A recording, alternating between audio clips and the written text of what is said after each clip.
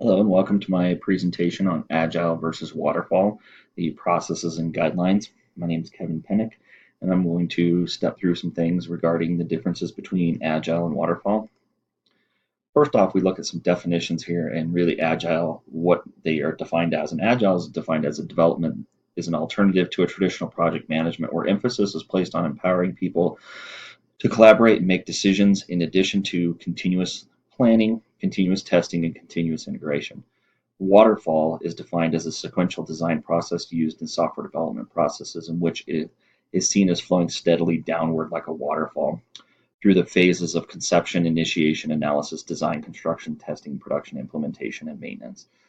Really, kind of the way it goes is for me is kind of defined by this next slide that I've created in the past for presentations. If you look at the top waterfall, when you start, you do everything in sequential order. So on my example, the way I kind of look at things is you do your discovery, which is probably your requirements.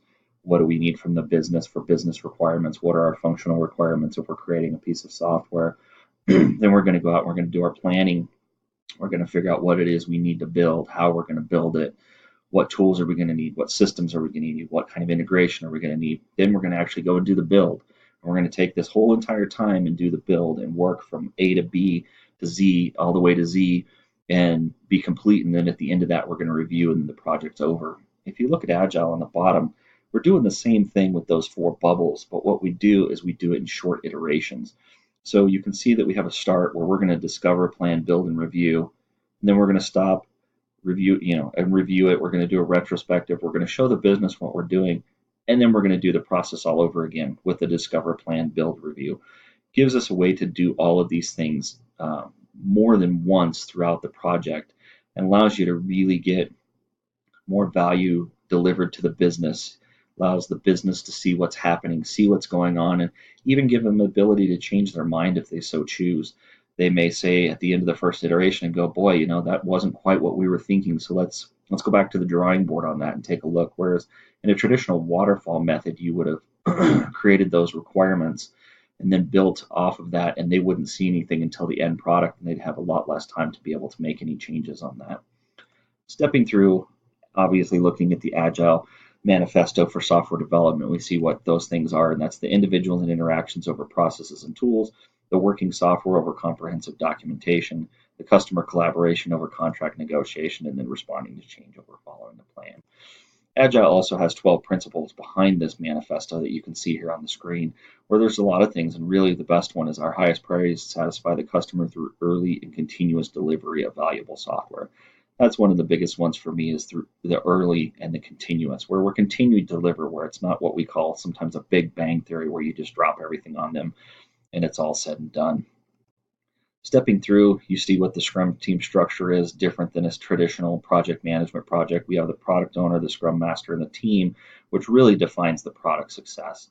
You have your users and customers, management and marketing really sitting on the outside, kind of looking in. Here's some definitions of what each of those teams and what of those roles look at: the product owner, the team, the Scrum master.